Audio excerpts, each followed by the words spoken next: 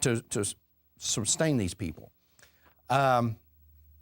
Billions of dollars to support children who she says basically should not have, the Margaret Sanger thing, to support children that shouldn't have been here to begin with. The woman she's talking about, she says her 9-child family leaves a considerable carbon footprint. She is also raising taxes for those of us who are working hard to support ourselves. Throughout this thing, she suggests that these women are doing this in order to get the welfare money. Imagine that a Republican or a conservative came out and said this thing and called this woman's children a brood, and used and emphasized this point that she had 9 children from 9 different men. What would the public response to that be? Hanging. And it's like when Harry Reid comes out here and says Barack Obama got elected because he's light-skinned and because he only talks in a black dialect when he wants to. Yeah, right. In fact, he even said Negro dialect. Negro dialect, but he just uses it when he needs to. In other words, he capitalizes on it. He goes to a black crowd, he speaks in a black dialect. But he was a leftist, and if you're a liberal and leftist, you can say these say bad anything. things about black folks and anybody. You can be as racist as you want to. Right. But now, if you're conservative, don't say Now, that like that. let me tell you something. So don't believe that eugenics isn't alive and well, and even the pro-aborts admit that eugenics is part of the abortion issue. Sure. In reality, it's the basis behind abortion. And that most of those 9, if not all, should have been aborted. It should have been killed. But if W would have said something like that, conservative as he is not, he'd have been the butt of all the late night talk shows and everything. Imagine Rush Limbaugh coming out here and calling some woman's children a brood. Right. What would have happened? This woman does it, and the hard left just ignores it, because they agree with her. Just to give you, I'm going to just read 2 things that we've gotten just in the last couple of days. We get these almost daily. These came off of blogs. These are bloggers who are pro-aborts. This blog we just got yesterday. I recently made the decision to leave the Democratic Party and become an independent. What sealed it for me was a documentary on the agenda of racism and eugenics behind Planned Parenthood. It's called Maafa 21. I had no idea Margaret Sanger was such a bloodthirsty racist.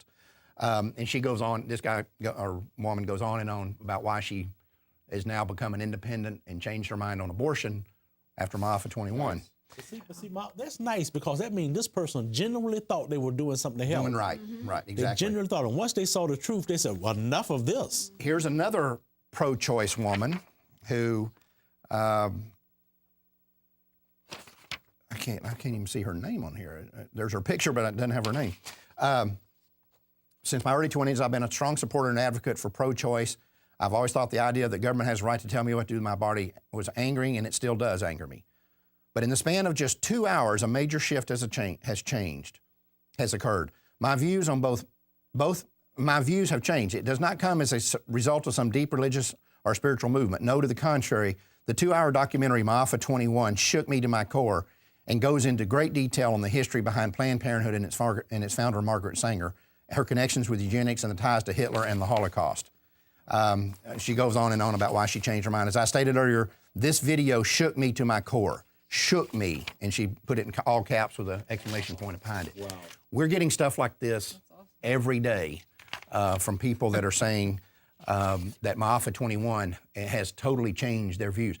And you know, usually, Troy, if you think about this, well, you all know this. When we win somebody over, it's somebody from kind of the mushy middle. We're winning over pro-aborts. Right, hard left, long-time Planned Parenthood supporters. And these people are putting it on their blogs. They're not being silent about it. You know what's neat, Mark, is we've said these things for years. You know, Margaret Sanger's a racist, and George Grant put out the Killer Angel book, and we've continued to regurgitate this stuff. But something happened with Maafa 21 where it's just starting to click with a lot of people. Well, they saw it. They didn't read it. They weren't told it. They saw it, and that's the nice thing about that Maafa 21. And it's so well documented how it follows the timelines of things. That's great. And it's persuasive. You know Catherine Davis, black lady at Georgia Right to Life. You're familiar with Georgia Right to Life now is putting up billboards showing black children, said black children are endangered species, and she's trotting around the state with Maafa 21. And there's some very interesting new legislations on the way. We don't want to talk about it yet, but there's some new interesting legislation on the way in Georgia as a result of the Maafa 21 project. Amen. And that black sister is something too. She's articulate. And I am convinced that one day it's going to be black women like her in Congress and other places that makes the difference in this nation. And I'm going to be interested to find out how that project is going there. Oh, by the way, do y'all remember when Patrick Kennedy, pro-abort in Massachusetts, was confronted at one of the town hall meetings by a pro-lifer that they were hauling out, and the pro-lifer threw him a DVD and said, "You need to watch this." We found out it was Mafia 21 he threw him. So that was pretty interesting. He wasn't arrested on the spot for assault. No, he wasn't. I wonder if he watched it. A couple of other things. We're starting to get people calling us with some very innovative ways that they're using Mafia 21. And we've got a couple of guests with us today that are going to talk about some of the things they've done. Just take a few minutes to kind of give us an idea about some of the innovative ways that, we think we're the keeper of all wisdom, right? Well, surprisingly, we find out we're not. And these people come up with ways to use Mafia 21 or to get it out in the public that we can't imagine. First one I want to bring in here is a lady that's joining us. Her name's Diane Roddering. Hello, Diane. How are you? Hi, Mark. How are you today? Thanks. How are you? Just fine. How are you? Diane, you did something that was pretty cool. Tell us what happened. You were showing Mafia 21 at a library? Yes, I did. I handed out cards, told people we were going to have a public viewing of Mafia 21, Black Genocide in the 21st century, and handed out those cards with the date and time on the back. And people announced it on a radio station that was a call-in radio station, and different things like this happened while I got set up the time and date at the library, which has a large meeting room with audiovisual equipment. And we went ahead and set up, and I noticed there wasn't a lot of people coming, so I went all around the library and asked people, well, in a few minutes we're going to show this documentary on Black Genocide. Would you like to attend? And several people came in, took a seat, and wouldn't you know it, by the time we were done, people just could hear it as they were going by, and it filtered in.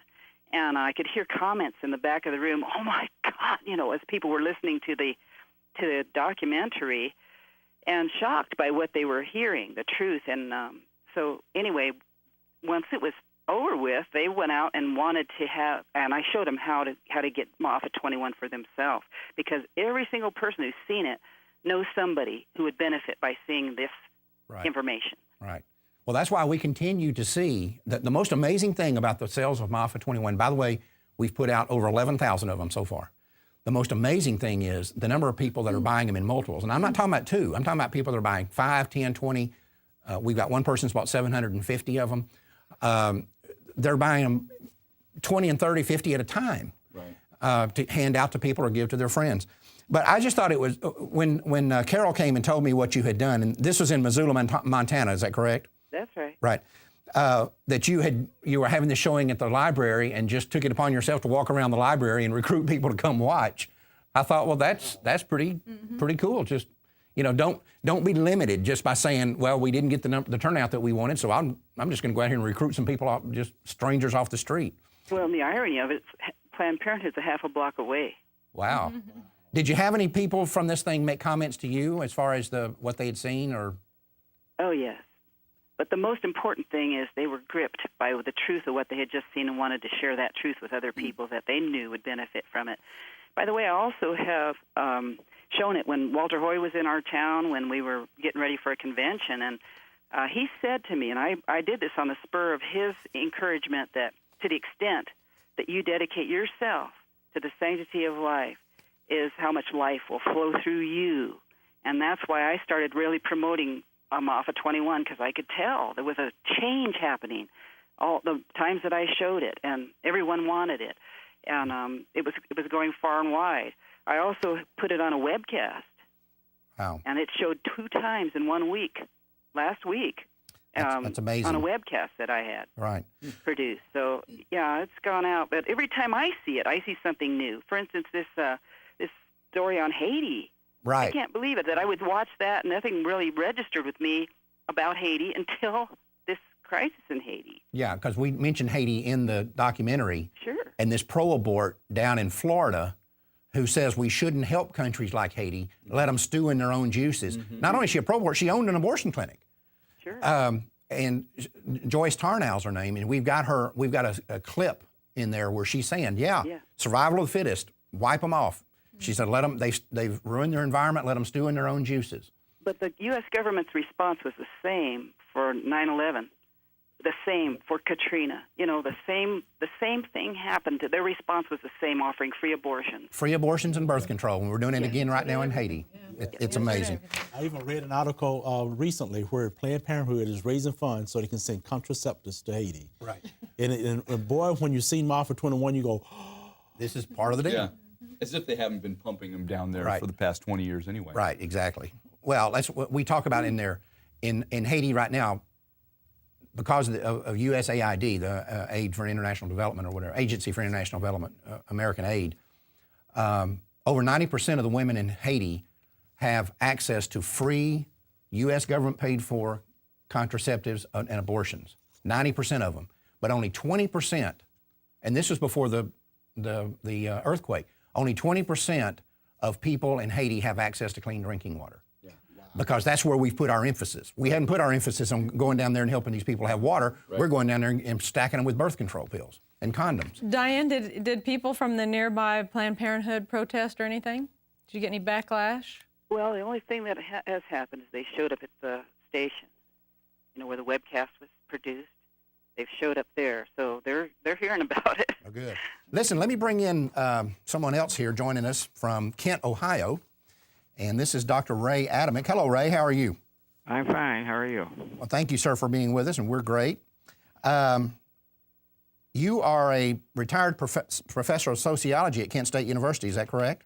That's correct.